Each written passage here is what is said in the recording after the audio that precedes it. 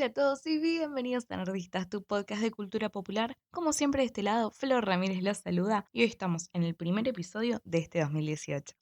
En el día de hoy tenemos un tema súper interesante, un tema que tengo ganas de trabajar hace un montón de tiempo, pero tenía que tener el espacio y el tiempo, valga la redundancia, para sentarme, releer el texto, buscar un poco más de información y organizar un poco todo porque vamos a estar hablando, como el título lo indica, y los que me siguen en Twitter ya saben porque estuve haciendo algunas consultas, vamos a hablar respecto del concepto de amor platónico, que es un concepto que estamos muy acostumbrados a utilizar en nuestra vida cotidiana, que lo usamos muy seguido, lo tenemos como súper incorporado, pero está bueno a veces remitirnos al texto original para poder ver qué es lo que realmente decía Platón para ver de qué modo nosotros adaptamos ese concepto, qué elementos tomamos, qué elementos dejamos de lado y ver cómo eso se aplica obviamente a la cultura pop.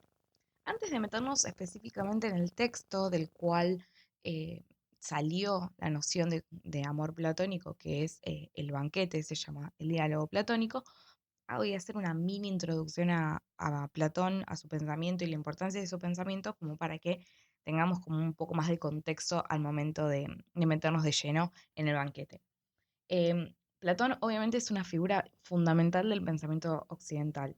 Es un pensador que tiene una influencia extremadamente fuerte en nuestra forma de pensar, nuestra forma de concebir un montón de elementos, aunque parezca medio extraño porque estamos hablando de un pensador del siglo V más o menos antes de Cristo.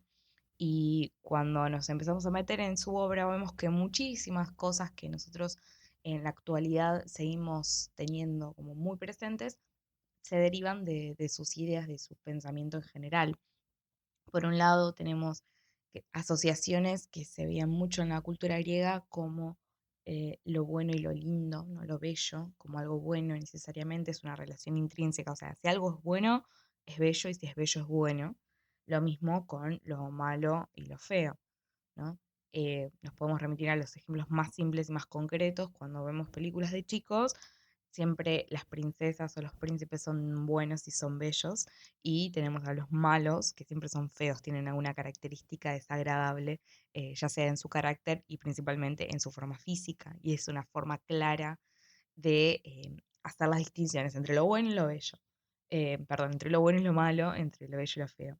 También, obviamente, esta noción de amor platónico y muchas otras miles que están presentes. Entonces, la obra platónica en general, lo lindo que tiene Platón es que es súper accesible, no se necesita, eh, obviamente que cuanto más herramientas de análisis filosófico uno va adquiriendo, más fácil y, no sé si más fácil, se vuelve por lo general más complejo, pero podemos sacarle muchísimos más elementos. Pero eso no quita de que cada uno de nosotros pueda tomar ese texto en cualquier momento y que sea una lectura amena.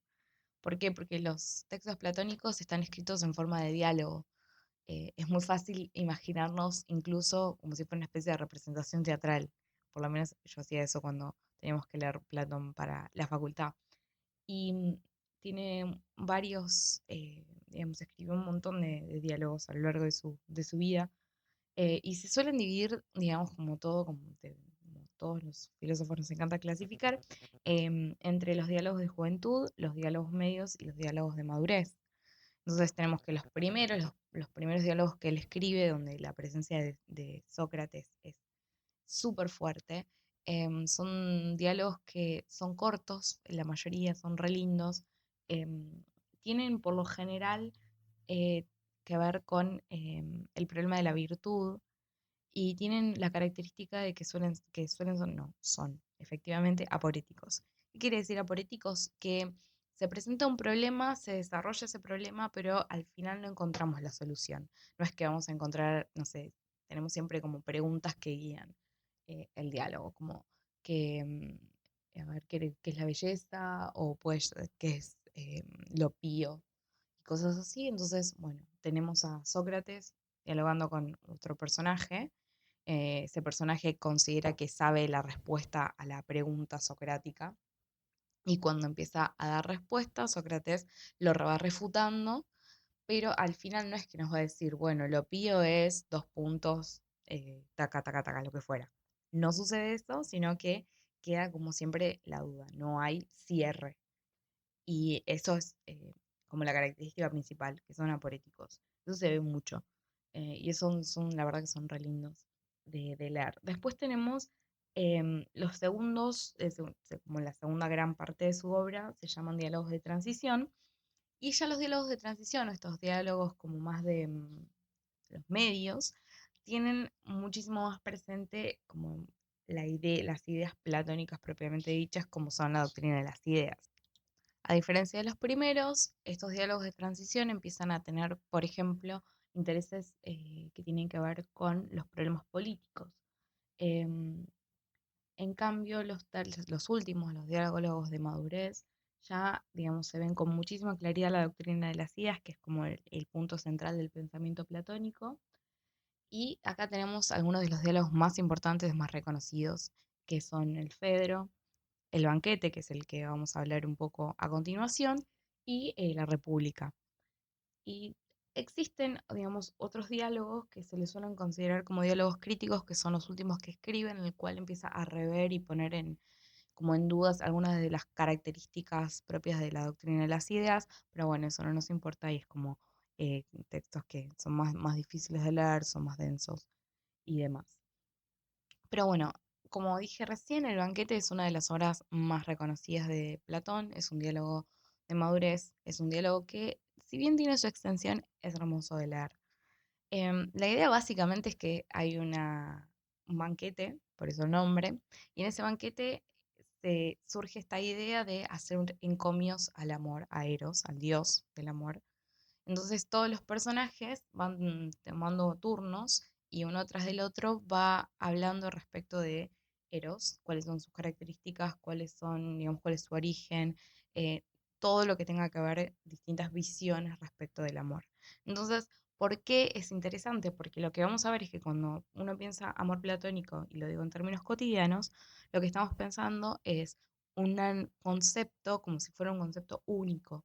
Sin embargo, en el texto platónico, como vamos a ver ahora, aparecen un montón de visiones respecto de qué es el amor y aparecen un montón de, digamos, incluso características opuestas. Entonces, cuando hablamos de amor platónico, cabe preguntarnos a qué nos referimos, porque de alguna forma Platón es quien está atrás de todos los personajes de algún modo. Él escribe a todos esos personajes y todas estas visiones del amor.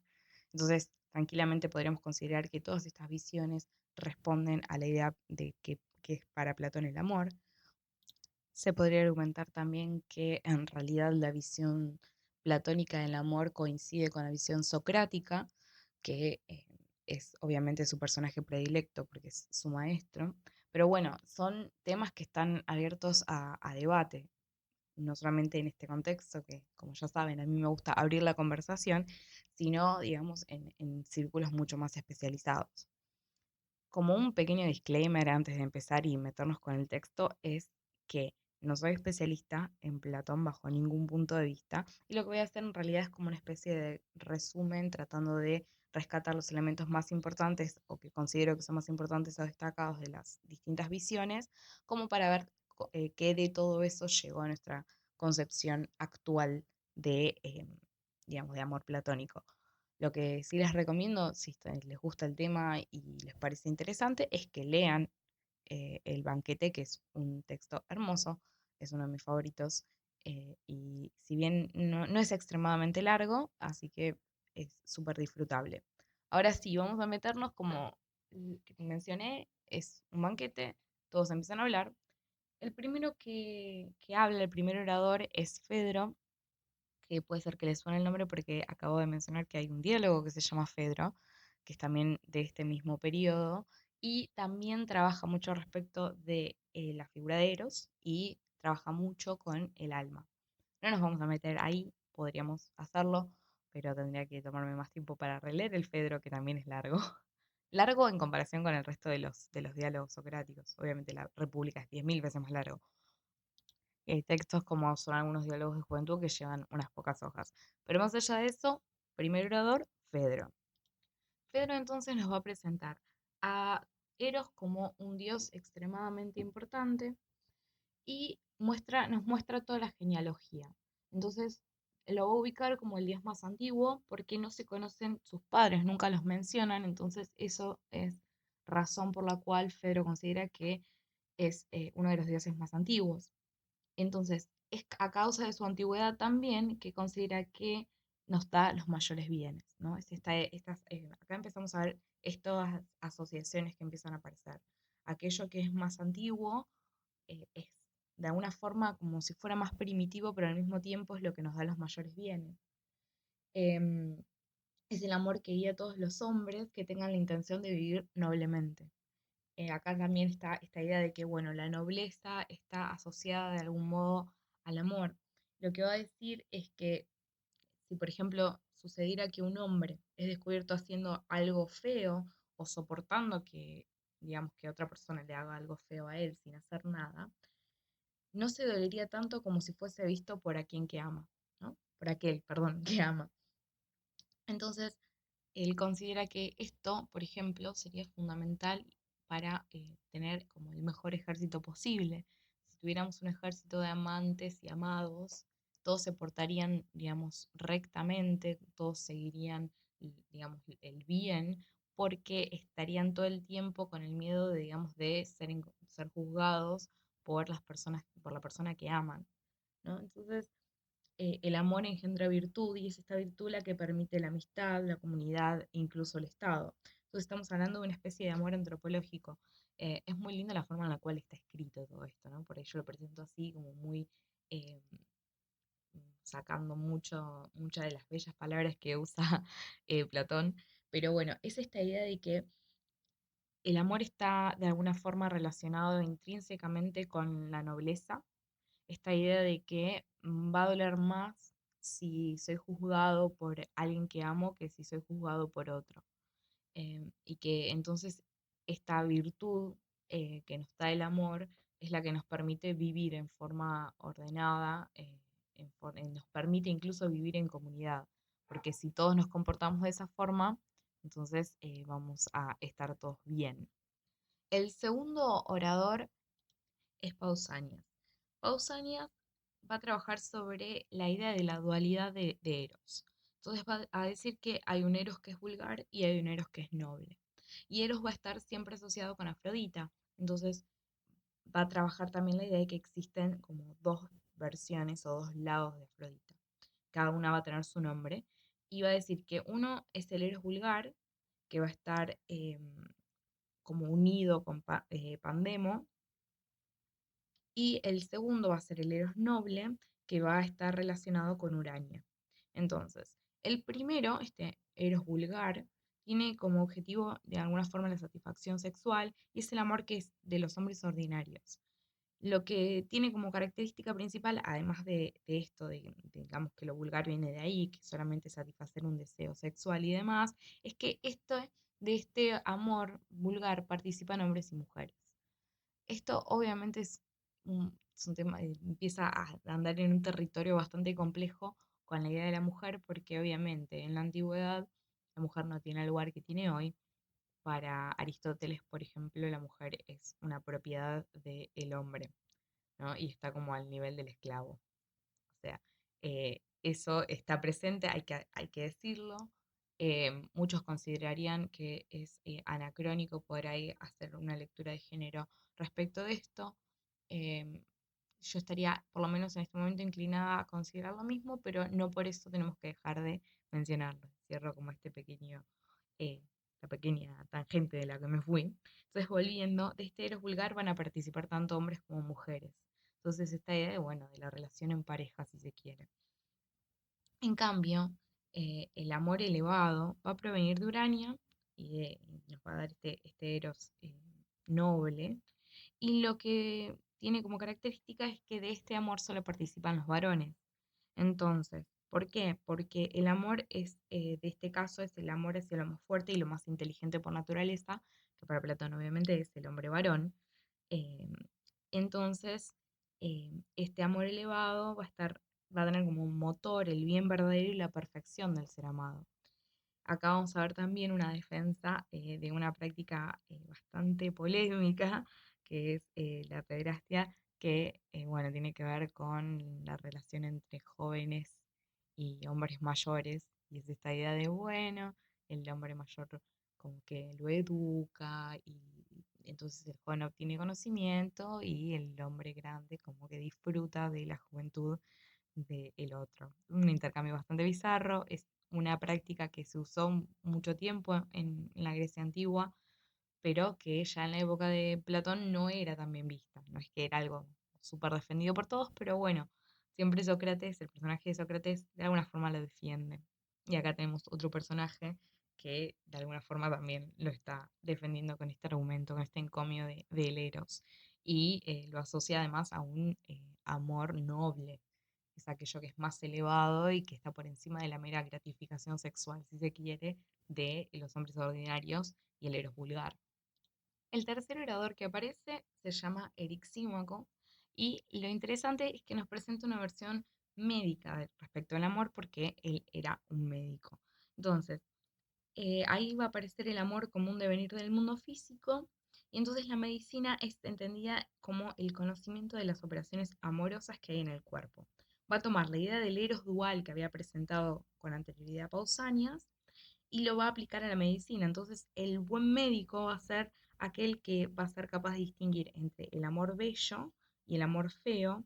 Entonces, va a producir, digamos, con ese conocimiento un cambio en su paciente, infundiendo el amor bueno y eliminando el feo. Entonces, así lograr la armonía en el cuerpo que va a ser entendida como una consonancia. Es interesante, es cortito, digamos, es uno de los más cortitos este encomio, pero me resulta extremadamente como interesante que haya tomado una visión que ponga el foco en el amor desde la medicina. Algo que me parece bastante como novedoso, si se quiere. Esta idea de que, bueno, el amor está presente en todas partes, incluso en el cuerpo, y que el balance, esta idea de armonía como consonancia, tiene que ver precisamente con, bueno, si está, el cuerpo está infundido de amor bueno, este amor noble, entonces va a estar sano, y si está infundido por el amor malo o feo, va a estar enfermo, lo cual eh, me resultó como muy divertido. El próximo orador es Aristófanes.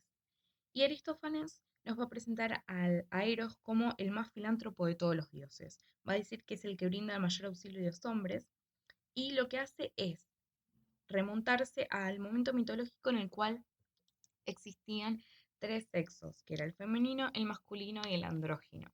Entonces, acá el andrógino obviamente participaba tanto de lo femenino como de lo masculino. La forma de cada persona era totalmente redonda, entonces tenía cuatro manos, cuatro pies, dos rostros iguales, una cabeza y dos órganos sexuales. Entonces, estos seres, digamos, esféricos, los describe muchísimo y es como muy linda la descripción, pero bueno, yo se los simplifico. Estos seres quisieron subir al cielo para pelear contra los dioses y atacarlos, y fracasaron. Entonces Zeus encontró que la mejor forma de castigar a estos seres por su intento era cortándolos a la mitad y separándolos. Entonces todos, digamos, quedaron obviamente como la figura humana en la actualidad. Y lo interesante es que él va contando cómo se pasa de la esfera al momento en el cual nos encontramos ahora, y es como que de alguna forma todo, digamos, la esfera se centra en el pupo, ¿no? Como que es ahí donde se hizo el nudo que los separó, lo cual es muy lindo. Entonces, estos seres siguieron viviendo, pero estuvieron condenados entonces a buscar su otra mitad todo el tiempo. Cuando se encontraban las mitades, se abrazaban y se intentaban, digamos, como de alguna forma volver a sentir unidos, completos y volver a su forma original. Y acá podemos entonces enseguida encontrar esta idea que es muy típica, la idea de la media naranja, ¿no? Esta idea de que, bueno, somos seres incompletos y que necesitamos buscar nuestra otra mitad para, de alguna forma, ser algo cerrado, completo al final. Entonces, viene de acá, de este discurso o este encomio que hace Aristófanes. Es muy lindo todo el mito de cómo pasamos de ser estos seres esféricos a ser lo que somos en la actualidad. Él lo explica bastante, se toma el tiempo de hacerlo. Pero bueno, acá vemos una de las características como que solemos asociar a la idea de amor platónico y viene de este discurso. Luego encontramos el encomio de Agatón y para él Eros es el más feliz de los dioses porque es el más hermoso, es el mejor, es el más joven, entonces odia, digamos, por naturaleza a la vejez. Dadas sus características, entonces va a habitar en las cosas más blandas, por lo cual se va a sentar en el alma y en el carácter, y Eros entonces tiene todas las virtudes posibles. Entonces es esta idea como de Eros como perfecto en todo sentido. Es uno de los más cortitos, Agatón no hizo un desarrollo enorme. Finalmente tenemos entonces la visión de Sócrates. Sin embargo, Sócrates recurre a las palabras de una sacerdotisa que se llama Diótima. Entonces se suele decir que digamos, la presentación socrática viene, digamos, de Diótima, que es además interesante porque por primera vez, aunque sea como en forma secundaria, aparece un personaje femenino. Está bien, se puede argumentar que es para hablar de temas respecto del amor, del cual mismo Sócrates dice no tener mucho conocimiento y que todo el conocimiento que tiene lo adquirió de Diótima. Entonces, bueno, eso. Lo que dice entonces tiene como dos elementos fundamentales. Obviamente el desarrollo más largo, es el más complejo. Tiene un montón de elementos que no solamente tienen que ver con la idea del amor en general, sino que van a estar súper relacionados con la doctrina de las ideas, que es lo que dije que es como el elemento central de la teoría socrática, perdón, la teoría platónica, que viene en este caso en boca de Sócrates. Entonces, lo que va a tener como punto fundamental es que Eros aparece no como un dios, sino como un demon. Un demon es un intermediario entre lo mortal y lo divino, es una especie de punto intermedio que no se va a identificar obviamente ni con lo divino digamos, en forma perfecta, ni tampoco con lo humano, lo mortal. Lo que va a hacer entonces es interpretar y comunicar a los dioses las cosas de los hombres y a los hombres las cosas de los dioses. Entonces va a servir como punto de conexión. Y esto es fundamental porque lo que nos está diciendo, digamos, más allá de que en este caso es la figura de Sócrates y es el amor que es nuestro tema del día de hoy, es fundamental porque es lo que me va a permitir la conexión entre eh, digamos, lo finito, lo que cambia y todas esas características propias de el mundo sensible con aquello que es inmutable, que es digamos, el ámbito de lo divino, que es obviamente el análogo a el ámbito de las ideas. Entonces, ese punto es fundamental. ¿Y por qué, digamos, es importante también? Porque nos está presentando una visión de Eros que lo aleja de esa visión que lo considera un dios. Y lo que va a decir entonces, también en forma de mito, como ven, la forma mitológica está presente en un montón de estos encomios, lo que nos va a presentar es el mito de cómo surge, cuál es el origen de Eros. Entonces nos dice que en la fiesta por el nacimiento de Afrodita estaban los dioses celebrando. Uno de estos dioses básicamente toma de más, está borracho, queda como ahí medio knockout por algún lugar. Aparece, ese dios se llama Poros, y aparece luego Peña, que Peña es de alguna forma como la personificación de la pobreza. Entonces ya como que aprovecha que Poros está con el que no entiende nada de la vida, yace junto a él y de ahí surge Eros. Entonces, ¿qué pasa? Tenemos acá de esta unión que va a salir Eros y Eros va a tener entonces características que provienen tanto de su padre como de su madre. Entonces, empezamos a ver cuáles son las características que Sócrates, Diótima barra Platón le atribuyen a Eros, al amor. Dice que va a ser siempre pobre, duro, va a estar descalzo, y todo esto viene obviamente de parte de su madre, en esta idea de la pobreza, de la carencia, de lo que le falta. Y al mismo tiempo va a ser valiente, audaz, rico en recursos, va a amar las cosas bellas y va a desear el bien. Todo esto viene de su padre, que era un dios. Entonces, ¿qué dice Sócrates? Es, Eros no es bello, Dice, porque si fuera bello no estaría todo el tiempo buscando la belleza porque él la tendría. Entonces yo busco lo que no tengo.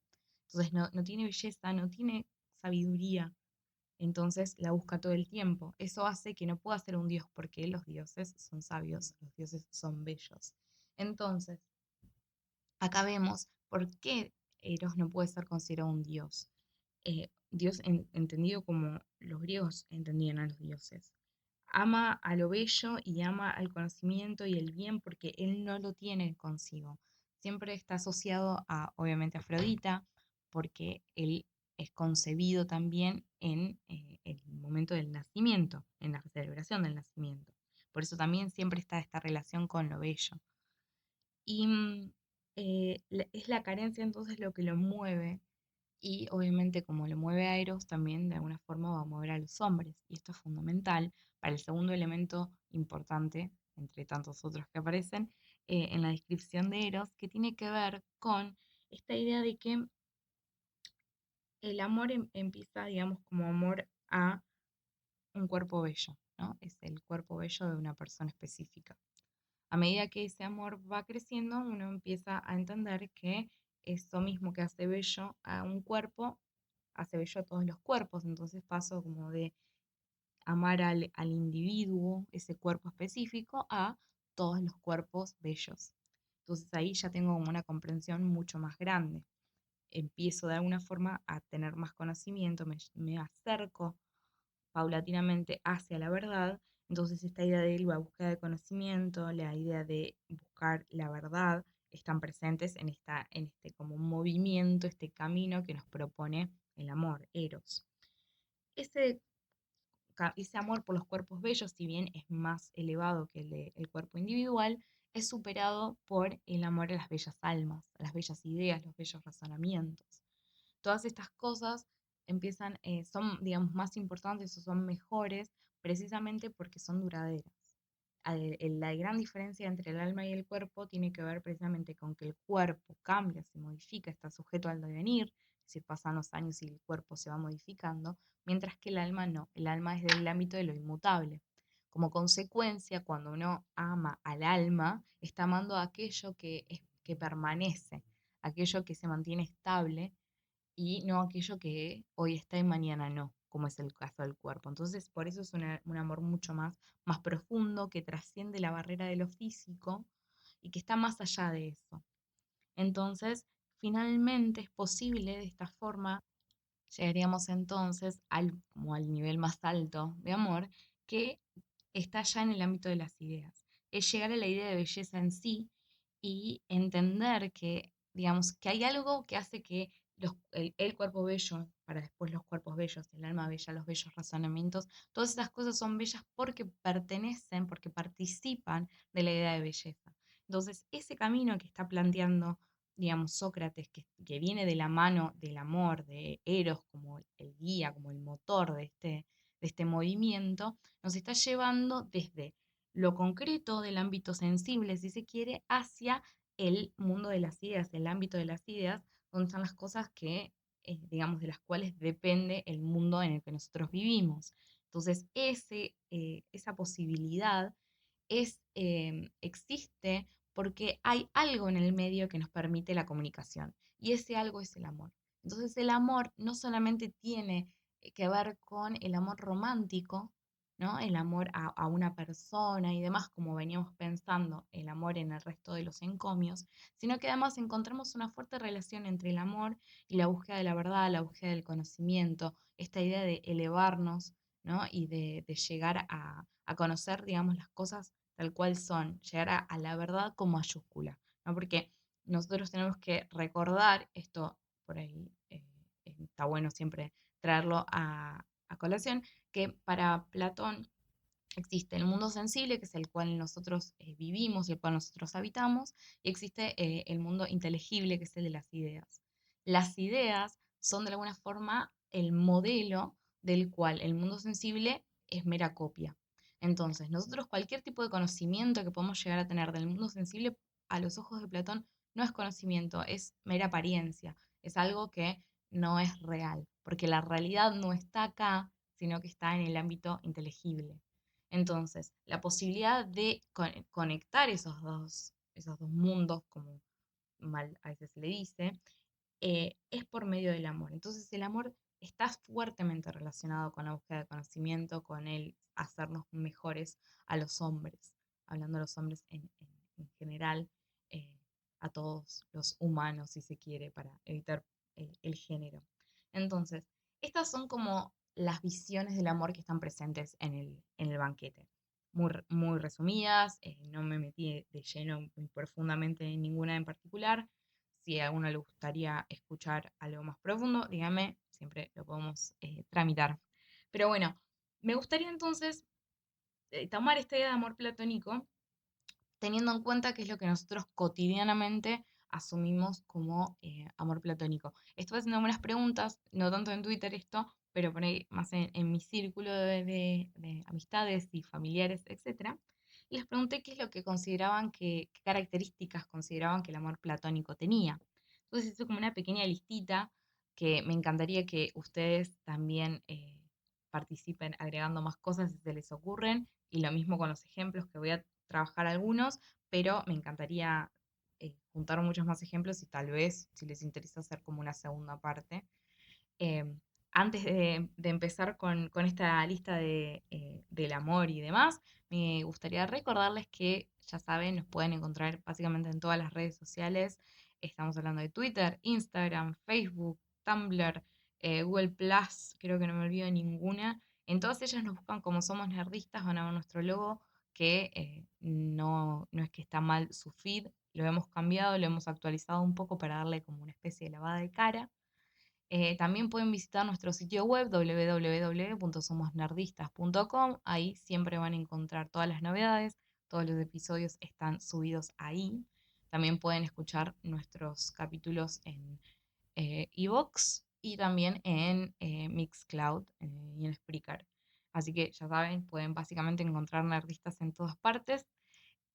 Y si tienen ganas de explayarse un poco más, contarme qué les pareció este episodio, cualquiera de los episodios anteriores, tienen ganas de hacer sugerencias o tirarme ideas para podcast que siempre son bienvenidas porque no saben lo difícil que a veces es pensar ideas y poder llevarlas a cabo. Parece que no, pero es lo que más cuesta, armar todo. Me pueden escribir a contacto@somosnerdistas.com. Amo recibir sus mails, siempre los respondo. Además, lo tengo en mi celular, así que me entero enseguida y es como que de repente tengo un momento en el cual me llega un mail y es como, ¡ay, qué lindo! Así que, nada, háganlo, escríbanme. Me encanta escuchar sus opiniones. Entonces, cerrando estos mini parroquiales que nunca están de más, esta listita que estuve armando tiene algunas características que muchos consideran que el amor platónico tiene, como por ejemplo esta idea de la idealidad, ¿no? Que es algo que no es concreto, está como ideal, en este caso podríamos pensarlo incluso como que está en el ámbito de las ideas, ¿no? Como que es más allá de lo físico. La idea de la imposibilidad, es ese amor para muchos, es esa cosa del amor imposible, ¿no? Eso que no puede llevarse a cabo nuevamente. Esta idea de la falta de lo no concreto me parece que está extremadamente ligada a la noción que nosotros actualmente tenemos de amor platónico. Hay una cierta inocencia, el hecho de que no está corrompido, una como cierta pureza también de ese amor, es como es impoluto porque no está tocado, no está, no sé, es esa cosa, es como que hay un halo que lo protege, por eso también la idea de inocencia para mí está jugando mucho. Es algo que es elevado, que por eso también esa idea de elevación, de pureza e inocencia está como todo en la misma línea. Esta idea que también puede ser unilateral, digamos, puede existir amor platónico de una persona que está enamorada de otra, pero ese amor no necesariamente tiene que ser correspondido. Y acá lo que estuvimos viendo también es que en los textos, perdón, en los encomios, estaba siempre la idea de, bueno, aquel que ama, ¿no? Y de alguna forma la idea que construye del ser que ama. Ahí también hay algo de que, bueno, está hablando de la persona que siente, no de la persona que es como la receptora de ese sentimiento. Entonces, por eso también creo que está esta idea de, bueno, la unilateralidad. También está siempre asociado a lo no dicho. De la misma forma que está asociado a lo no concreto, ese ámbito, ¿no? De ese espacio gris donde no se dice nada, entonces está como si de alguna forma la palabra, el hecho de una declaración, por ejemplo, lo hiciera concreto, entonces ahí perdería todas estas características que tendemos a asociar con el amor platónico. Esta idea obviamente de la profundidad. Em, y hay algo que esto lo estaba pensando a medida que iba hablando en el podcast, y es la dificultad de pensarlo incluso después de una concreción, ¿no? De decir, por ejemplo, se piensa como en términos tanto de pureza, inocencia, de idealidad, bla, bla, bla, que cuando nosotros pensamos en que ese amor se concrete, ¿no? Ya sea, no sé, desde un beso, desde el enunciarlo y un te amo o lo que fuera, o una relación sexual, lo que fuera, digamos, de todas esas posibilidades de concreción, es como que la idea de amor platónico empieza a aparecer como más compleja, como si no, por lo menos a mí me parece, y por lo que estuve hablando con otros también, ¿no? Como que el amor platónico existe hasta ese momento. Una vez que se vuelve concreto, pasa a otra instancia, pasa a otro lugar. No sé qué les parece a ustedes. Em, Respecto a ejemplos, hay 10.000 millones de ejemplos y cuando yo tengo que sentarme a pensar ejemplos concretos y como escribir sobre eso, de repente me olvido de todo. No sé por qué, vaya uno a saber por qué. Entonces, la pareja que originalmente hizo que yo quisiera reflexionar un poco respecto del concepto de amor platónico en la actualidad y de dónde viene, fue cuando había estado haciendo todo mi rewatch de The X-Files y más que nada cuando salió Revival, el 2016, o hace tanto chicos, no sé cómo pasó tanto tiempo y cómo me colgué haciendo esto, eso también da indicios de que esto lo vengo pensando hace un montón en serio. Cuando había salido el Revival y empezaba como a haber mucha, digamos, mucha discusión respecto de Mulder y Scully, de la relación de Mulder y Scully en muchos ámbitos, especialmente en Tumblr, que es como el mundo en el cual pasan las cosas, que tienen que ver con los fandom y demás, se hablaba mucho de, bueno, cuál era la naturaleza de la relación entre Mulder y Scully, ¿no? Porque antes había como una gran grieta, si se quiere, entre los que querían que Mulder y Scully fueran pareja y los que no. Entonces, de alguna forma, Chris Carter obviamente siempre estuvo al lado, me parece, de los que no querían que Mulder y Scully fueran pareja. Entonces lo que sucedía es que Mulder y Scully, la relación que ellos tenían, estaba siempre dentro de como el ámbito como de lo imposible, de lo no dicho, de lo no concreto, ¿no? Algo que estaba pero no estaba, que se podía interpretar si uno quería, pero al mismo tiempo, si no, también había como indicios para los dos lados. Lo ambiguo es otra característica que podríamos atribuirle a nuestra noción de amor platónico, me parece. Me acaba de venir a la mente ahora que estoy hablando un poco de Mulder y Scully. ¿Por qué? Porque además todo el tiempo estaba esta idea, no, pero lo de ellos es un amor platónico, es un amor platónico, es un amor platónico. Y yo pensaba todo el tiempo, bueno, ¿qué es lo que están queriendo decir con esta idea de amor platónico? A ver, digamos, no es por nada, pero no todo el mundo leyó El Banquete, entonces es una idea que uno la hereda y por lo tanto, digamos, los límites entre la idea heredada y la original o las diferencias y similitudes necesitan como otro tipo de reflexión. Entonces a mí me llamaba mucho la atención eso, ¿no? De ver, bueno, ¿qué es lo que quieren decir con amor platónico? Y ahí de alguna forma surge la idea de este podcast. Entonces, me parece que tiene que ver más con esto que mencionábamos recién, esta idea de falta de concreción, esta idea de la idealidad, esta idea de incluso de perfección, que también me parece que está presente. Y lo interesante es que si bien creo que sí podríamos considerar esto como un ejemplo de amor platónico, pero lo interesante es que me parece que reducirlo al hecho de que no se hayan dicho nunca nada con palabras o que no hayan tenido hasta cierto momento, digamos, como muy entrados del final, que es donde supuestamente ahí tuvieron relaciones que además nunca estuvo como explícito, sino que siempre se dio a entender y obviamente después Scully queda embarazada, por lo tanto, nada, asumimos que tuvieron relaciones obviamente, pero durante muchísimo tiempo no. Se escudaban en eso para sostener que su relación era una relación platónica, precisamente por la falta de alguna forma de contacto físico. El hecho de que no hayan estado juntos, que no hayan tenido relaciones sexuales durante tanto tiempo, para muchos era como el indicador que, digamos, estaba indicando todo el tiempo de que eso era una relación platónica. Y me parece que la falta de una relación sexual o la falta de una concreción a nivel físico no significa que podamos con eso solo decir esto es amor platónico y esto no lo es. Porque de alguna forma lo que se está hablando, o por lo menos la lectura que yo hago en este momento, es que lo que nos está planteando el amor platónico es ir más allá de lo físico, no es dejar a lo físico de lado, no es, bueno, desprenderme completamente de lo físico y que estemos en un amor, no sé, casi metafísico, si se quiere. Me parece que eso es una reducción que viene como consecuencia de, bueno, vamos heredando el concepto y como no sabemos bien dónde empieza, dónde termina, qué características tiene, y las mezclamos todas y sacamos como un solo concepto de un texto que, como vemos, tiene un montón de ideas y tiene muchas más que yo ahora he dejado de lado. Entonces, em, también me parece que esto que mencionábamos hacia el final, que tiene que ver con la relación entre Eros, ¿no? El amor como motor que nos lleva a la búsqueda de la verdad, aquello que nos acerca, digamos, al conocimiento y demás. Todas esas características de alguna forma me parece que en la relación de Mulder y Scully están presentes también. Y me parece que esas son razones mucho más fuertes para decir, bueno, estamos frente a un caso de amor platónico más que escudarnos en bueno, pero nunca se dijeron te amo, ay, bueno, pero nunca estuvieron juntos, bla, bla, bla, lo que fuera.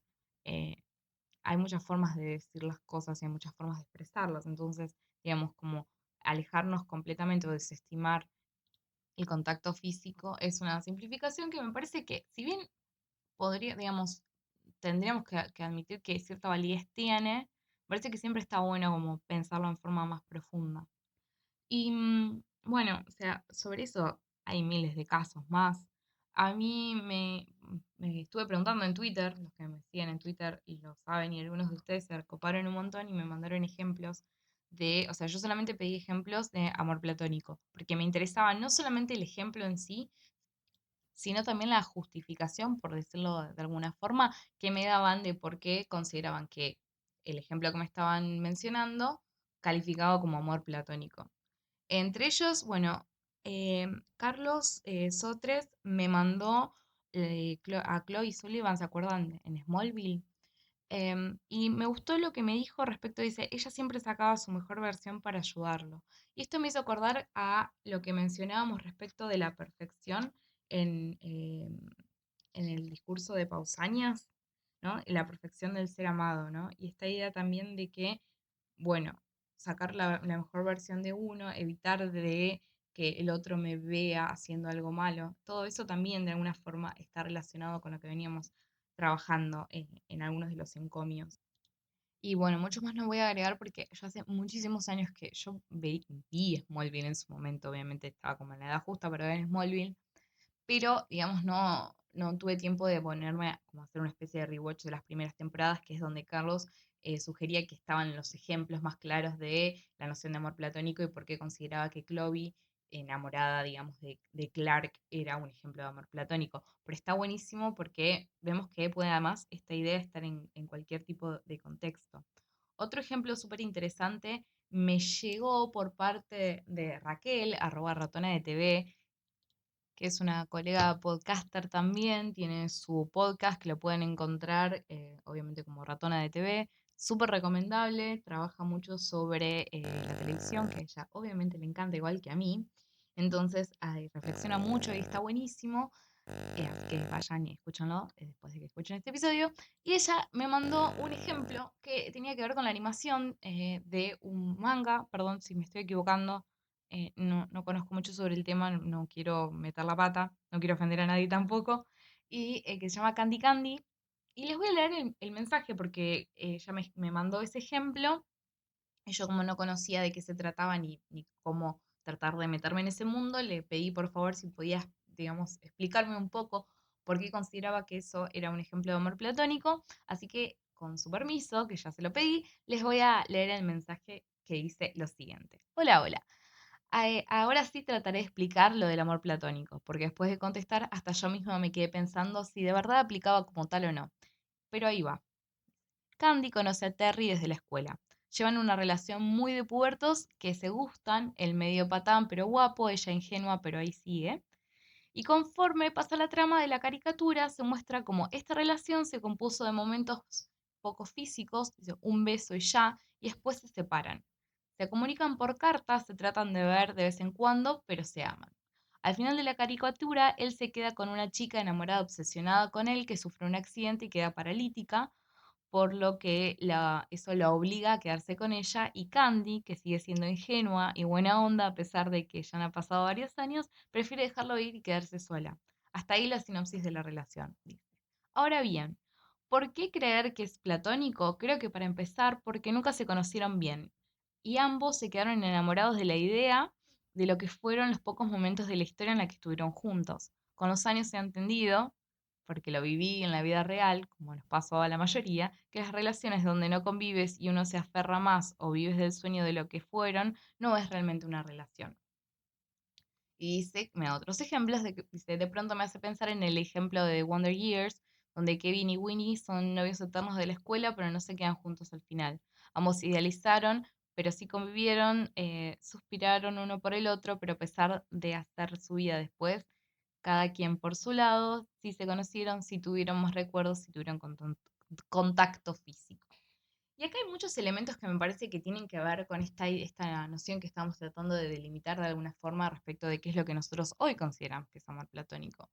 Y acá me pareció, ahora releyendo esto, es la idea de el amor platónico parece que también podría estar asociado a esta idea de que no se conocen demasiado. Y ahí me parece que es un punto interesante porque de alguna forma contradice, si se quiere, lo que veníamos pensando del amor platónico también como el ir más allá de lo físico y como un conocimiento de otra índole. Y esta idea de la relación del amor con lo bello y también con la verdad, me parece que es como una triada súper interesante para pensar.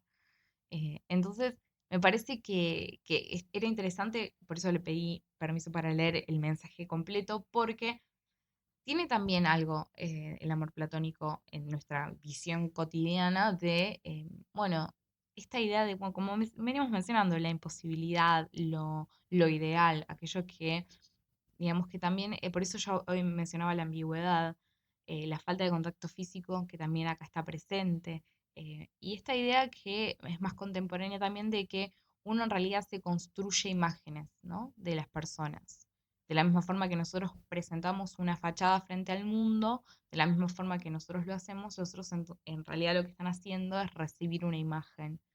Y esa imagen también va a estar condicionada por nuestras propias, digamos, nuestros propios deseos, nuestras propias intereses o lo que fuera. Entonces, hay algo de todo eso que si bien no está presente en Platón porque son como formas de pensar que vinieron muchísimo después, creo que de alguna forma pueden también convivir perfectamente con las nociones platónicas. Em, Como ven, es algo, hoy es más apolítico que nunca este podcast porque no está cerrado, pero me encanta pensarlo, me encanta ver estos ejemplos con los cuales nosotros convivimos un montón y que nos interesan y nos gustan. Y vemos también la forma en la cual muchos de los conceptos que nosotros usamos cotidianamente en realidad tienen su origen en la filosofía. Este obviamente es un caso, digamos, súper claro y súper interesante a mi parecer, por eso estoy grabando y llevo 48 minutos, no me pregunten cómo. Pero bueno, así como está este concepto, hay un montón más. Como saben, me encanta recibir sus opiniones, sus ideas y también sus ejemplos, porque obviamente el ejemplo que mandó acá Raquel no se me hubiera ocurrido nunca porque no lo conocía. Entonces, si quieren seguir colaborando con este podcast para que cada vez sea más novedoso y traiga cosas distintas, pueden hacerlo. Con que me sigan en Twitter, se van a enterar de todo. Así que bueno, arroba somos nerdistas, o si no, arroba Floren con triple O y triple E, si me quieren seguir a mí personalmente. Bueno, ya saben todas las formas en las que se pueden comunicar. Bueno, espero sus opiniones, sus ideas y si juntamos más ejemplos que a ustedes consideren que sería interesante reflexionar sobre ellos, me pueden mandar sus ejemplos de amor platónico a cualquiera de las redes sociales y con su justificación como para poder seguir pensando un poco cómo trabajar esto. Así que bueno, los espero en el próximo episodio de Nerdistas. Hasta la próxima. Saludos.